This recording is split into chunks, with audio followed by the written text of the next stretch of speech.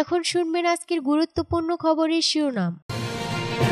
গাজা অভিমুখে ত্রাণবাহী জাহাজে ইসরায়েলি হামলা নিয়ে যা বলল হামাস হিজবুল্লাহ।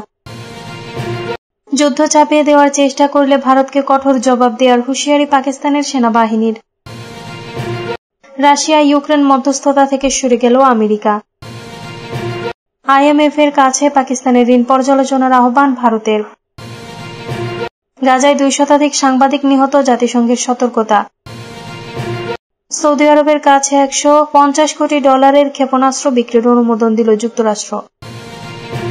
ভারত পাকিস্তানের মধ্যে যুদ্ধ বেঁধে গেলে চীনের ভূমিকা কি হবে? গাজা অভিমুখী ত্রাণবাহী জাহাজে ইসরায়েলি হামলা নিয়ে যা বলল হামাস হিজবুল্লাহ। গাজার উদ্দেশ্যে মানবিক সহায়তা নিয়ে যাওয়া জাহাজে ড্রোন হামলা চালিয়েছে ইসরায়েল। মাল্টার আন্তর্জাতিক জলসীমায় শুক্রবার এই হামলার ঘটনা ঘটে ও গাজামুখী ফ্রিডম ফ্লাটিয়ার এই ইসরায়েলি হামলাকে সন্ত্রাসবাদ, সামুদ্রিক জলদস্যুতা বলে নিন্দা জানিয়েছে ফিলিস্তিনের ইসলামী প্রতিরোধ আন্দোলন হামাস। অন্যদিকে লেবাননের হিজবুল্লাহ বলেছে, মানবিক মিশনে হামলা প্রমাণ করে যে ইসরায়েল আন্তর্জাতিক আইন কনভেনশনের প্রতি কোনো শ্রদ্ধা রাখে না। জাহাজটি বর্তমানে মাল্টা উপকূল থেকে 14 নটিক্যাল মাইল দূরে অবস্থান করেছে। জাহাজে গাজাবাসীর জন্য মানবিক সহায়তার পাশাপাশি অধিকার কর্মীরা ছিলেন। তারা জানিয়েছেন, শুক্রবার ভোরে জাহাজের জেনারেটর লক্ষ্য করে হামলা চালানো হয়। এতে সেটি বিদ্যুৎহীন হয়ে পড়ে এবং ডুবে যাওয়ার ঝুঁকি তৈরি হয়। সামাজিক যোগাযোগ মাধ্যমে ফ্রিডম ফ্লোটিলা কোয়ালিশন পোস্ট করা ছবি ও ভিডিওতে দেখা গেছে জাহাজের উপর আগুন জ্বলছে ও বিস্ফোরণ ঘটেছে। জাহাজে 12 জন নাবিক ও 4 জন বেসামরিক নাগরিক ছিলেন জানিয়ে মাল্টা সরকারের এক বিবৃতিতে বলা হয়েছে, তারা সবাই সুস্থ আছেন। যুদ্ধ চাপিয়ে দেওয়ার চেষ্টা করলে ভারতকে কঠোর জবাব দেওয়ার হুঁশিয়ারি পাকিস্তানি সেনাবাহিনীর। ভারত যুদ্ধ চাপিয়ে দেওয়ার চেষ্টা করলে তার কঠোর জবাব দেওয়া হবে বলে হুঁশিয়ারি দিয়েছেন পাকিস্তানের সেনাবাহিনীর শীর্ষস্থানীয় কর্মকর্তারা। ভারত নিয়ন্ত্রিত কাশ্মীরের পেহেলগামে হামলা ঘিরে 2 দেশের মধ্যে চলমান উত্তেজনায় শুক্রবার এমন হুঁশিয়ারি দেওয়া হয়। গত 22 এপ্রিল পেহেলগামে পর্যটকদের উপর হামলায় 26 জন নিহত হন। এটি ছিল 2000 সালের পর থেকে সবচেয়ে বেশি প্রাণঘাতী হামলা। এই হামলার পেছনে পাকিস্তানের যোগসাজশ আছে বলে দাবি করেছে নয়াদিল্লি, তবে ওই দাবি নাকচ করেছে ইসলামাবাদ। একই সঙ্গে তারা নিরপেক্ষ তদন্তের আহ্বান জানিয়েছে। তখন থেকে 2 দেশের মধ্যে উত্তেজনা বাড়ছে। পাকিস্তান তাদের সেনা তৎপরতা বাড়িয়েছে আর নিজেদের সশস্ত্র বাহিনীকে অভিযান চালানোর পূর্ণ স্বাধীনতা দিয়েছেন ভারতের প্রধানমন্ত্রী নরেন্দ্র মোদী। এরই মধ্যে গত বুধবার পাকিস্তানের পক্ষ থেকে জানানো হয়, আগামী 24 থেকে 36 ঘন্টার মধ্যে ভারত হামলা চালাতে পারে বলে আশঙ্কা করা হয়েছে। ISPR এর বিজ্ঞপ্তিতে বলা হয়, সম্মেলনে শান্তি, স্থিতিশীলতা ও সমৃদ্ধির প্রতি পাকিস্তানের প্রতিশ্রুতির কথা পুনর্ব্যক্ত করেন সামরিক বাহিনীর শীর্ষস্থানীয় কর্মকর্তারা। একই সঙ্গে তারা স্পষ্ট করে বলেন যে যুদ্ধ চাপিয়ে দেওয়ার যে কোনো চেষ্টার জবাব দেয়া হবে এবং এই জবাব হবে কঠোর। পাশাপাশি পাকিস্তানের জনগণের আকাঙ্ক্ষার প্রতি যে কোনো মূল্যে সম্মান জানানো হবে।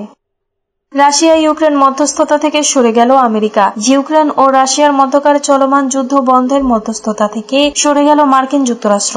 আমেরিকার দাবি অনেক চেষ্টার পরেও লাভ হয়নি, যুদ্ধ থামায়নি ইউক্রেন ও রাশিয়া। এই পরিস্থিতিতে মার্কিন পররাষ্ট্র দফতর জানায়, এই 2 দেশের মধ্যে আর মধ্যস্থতার কাজ করবে না যুক্তরাষ্ট্র। বৃহস্পতিবার মার্কিন পররাষ্ট্র দফতরের মুখপাত্র ট্যামি ব্রুস এই তথ্য জানিয়েছেন। সংবাদ মাধ্যমের প্রতিবেদন অনুযায়ী ট্যামি ব্রুস বলেন, আমরা সারা পৃথিবীতে বৈঠকে মধ্যস্থতা করার জন্য দৌড়ে বেড়াবো না। তবে তিনি এও জানিয়েছেন, এই 2 দেশ যাতে কোনো চুক্তিতে পৌঁছায় সেজন্য আমেরিকা বদ্ধপরিকর। ব্রুস আরো বলেন, এই সংঘাত কিভাবে শেষ হবে তা নিয়ে ভাবনা চিন্তা করতে হবে 2 দেশকেই। এটাও এই 2 দেশের উপরই নির্ভর করছে। IMF এর কাছে পাকিস্তানের ঋণের পর্যালোচনার আহ্বান ভারতের। কাশ্মীরের পেহেলগাঁও কাণ্ডের জেরে ভারত আন্তর্জাতিক মুদ্রা তহবিলের কাছে পাকিস্তানকে দেওয়া ঋণ পুনর্মূল্যায়নের আহ্বান জানিয়েছে। শুক্রবার ভারতীয় একটি সরকারি সূত্র সংবাদ সংস্থা রয়টার্সকে এই তথ্য জানিয়েছে। গত 22 এপ্রিল ভারত নিয়ন্ত্রিত জম্মু কাশ্মীরের পর্যটকদের উপর হামলার ঘটনা ঘটে। এতে 26 জন পুরুষ নিহত হয়। এই ঘটনার পর 2 প্রতিবেশী পরমাণু শক্তিধর দেশের মধ্যে উত্তেজনা চরমে পৌঁছেছে। এই ঘটনার পর দ্বিপাক্ষিক নানা কূটনৈতিক ও অর্থনৈতিক ব্যবস্থা নেওয়া হয়েছে, যার ফলে সামরিক সংঘাতে রূপ নেওয়ার আশঙ্কাও দেখা দিয়েছে। নয়াদিল্লি হামলাকারী 3 জনকে শনাক্ত করেছে, যাদের মধ্যে 2 জন পাকিস্তানি নাগরিক বলে দাবি করা হয়েছে। ভারত তাদের সন্ত্রাসী হিসেবে চিহ্নিত করেছে, তবে ইসলামাবাদ এই ঘটনার সঙ্গে যে কোনো সম্পৃক্ততা অস্বীকার করে একটি নিরপেক্ষ তদন্তের দাবি জানিয়েছে। এই ঘটনার পর পাকিস্তানের সঙ্গে গুরুত্বপূর্ণ নদীর পানি বন্টন চুক্তি স্থগিত করেছে ভারত। ভারত এই ঋণগুলোর বিষয়ে উদ্বেগ জানিয়ে IMF কে এসব ঋণ পর্যালোচনার অনুরোধ করেছে বলে জানিয়েছে জানিয়েছে ভারতীয় সরকারি সূত্র, তবে বিস্তারিত কিছু জানানো হয়নি। IMF এবং ভারতের অর্থ মন্ত্রণালয় তাৎক্ষণিকভাবে এই বিষয়ে কোনো মন্তব্য করেনি। অন্যদিকে পাকিস্তান অর্থমন্ত্রীর উপদেষ্টা খুররম শেহজাদ বলেছেন, IMF এর সম্পূর্ণ কর্মসূচি সঠিক পথে রয়েছে। তিনি রয়টার্সকে বলেন, সাম্প্রতিক পর্যালোচনাটি ভালো হয়েছে এবং আমরা পুরোপুরি সঠিক পথে রয়েছি। গাজায় 2 শতাধিক সাংবাদিক নিহত, জাতিসংঘের সতর্কতা। ফিলিস্তিনের ভূখণ্ডে ইসরায়েলি নৃশংসতা শুরুর পর থেকে এখন পর্যন্ত 200 জনেরও বেশি সাংবাদিক নিহত হয়েছেন বলে জানিয়েছে জাতিসংঘের মানবাধিকার দপ্তর OHCHR। তুরস্কের বার্তা সংস্থা আনাদুলু এজেন্সি তাদের এক প্রতিবেদনে এ খবর জানিয়েছে। খবরে বলা হয়, বিশ্ব সংবাদ মাধ্যম স্বাধীনতা দিবস উপলক্ষে শুক্রবার এক বিবৃতিতে তথ্য জানায় সংস্থাটি। একই সঙ্গে সংস্থাটি গাজায় সাংবাদিকদের ক্রমবর্ধমান মৃত্যুর হারে গভীর উদ্বেগ প্রকাশ করেছে। এক বিবৃতিতে OHCHR জানায়, 2023 সালের 7 অক্টোবর থেকে এখন পর্যন্ত গাজায় অন্তত 211 জন সাংবাদিক নিহত হয়েছেন, যাদের মধ্যে 28 জন নারী সাংবাদিক রয়েছেন। ইউনেস্কোর তথ্য অনুযায়ী এদের মধ্যে অন্তত 47 জন সাংবাদিক নিহত হয়েছেন সংবাদ সংগ্রহের দায়িত্ব পালনকালে। ফিলিস্তিনি কর্তৃপক্ষের সর্বশেষ পরিসংখ্যানে দেখা গেছে, মঙ্গলবার পর্যন্ত 49 জন সাংবাদিক ইসরায়েলি আটক কেন্দ্রে বন্দী রয়েছেন। একজন সাংবাদিক জাতিসংঘকে বলেন, যেখানে প্রেস ভেস্ট এক সময় নিরাপত্তার প্রতীক ছিল, এখন তা যেন হামলার লক্ষ্যবস্তুতে পরিণত হয়েছে। জাতিসংঘের বিবৃতিতে বলা হয়েছে, ইসরায়েলের সামরিক অভিযান সাংবাদিকদের লক্ষ্য করে পরিচালিত হয়েছে এমন শক্ত প্রমাণ রয়েছে। সৌদি আরবের কাছে $350 কোটি ক্ষেপণাস্ত্র বিক্রির অনুমোদন দিল যুক্তরাষ্ট্র। সৌদি আরবের কাছে $350 কোটি ক্ষেপণাস্ত্র বিক্রির অনুমোদন দিয়েছে যুক্তরাষ্ট্র। মার্কিন প্রেসিডেন্ট ডোনাল্ড ট্রাম্পের সৌদি আরব সফরের আগে শুক্রবার এই অনুমোদন দেয়া হলো।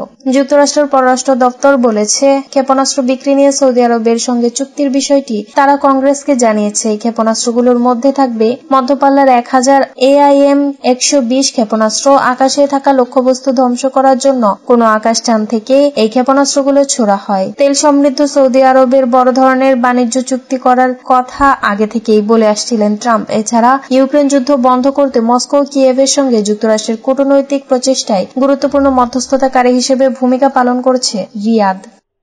ভারত পাকিস্তানের মধ্যে যুদ্ধ বেঁধে গেলে চীনের ভূমিকা কি হবে? কাশ্মীরের পেহেলগামে হামলার পর ভারত আর পাকিস্তানের মধ্যে উত্তেজনা তৈরি হয়েছে। এরই মধ্যে পাকিস্তানের প্রতিরক্ষা মন্ত্রী খাজা আসিফ তার দেশে ভারতীয় হামলার আশঙ্কা প্রকাশ করেছেন। এমন পরিস্থিতিতে চীনের ভূমিকা কি হবে তা নিয়েও আলোচনা চলছে। পাকিস্তান আর চীনের মধ্যে যে সুসম্পর্ক রয়েছে, সে কারণে কি ভারত কোনো কড়া পদক্ষেপ নেওয়া থেকে বিরত থাকবে? চীন এ বিতর্কে কতটা পাকিস্তানের পাশে দাঁড়াবে, উঠছে এসব প্রশ্ন।